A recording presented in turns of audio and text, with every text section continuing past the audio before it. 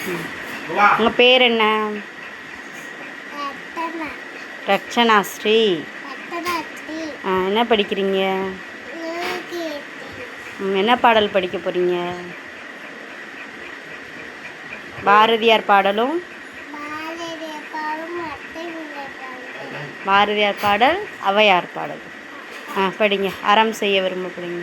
அறம் செய்ய விரும்பு ஆறுவது தினம் இயல்வது கடவே ஈவது விளக்கே துறைது விளம்பே துக்கமோடு கைவிடு நிஜத்து இகழே ஏற்பது இகழ்ச்சி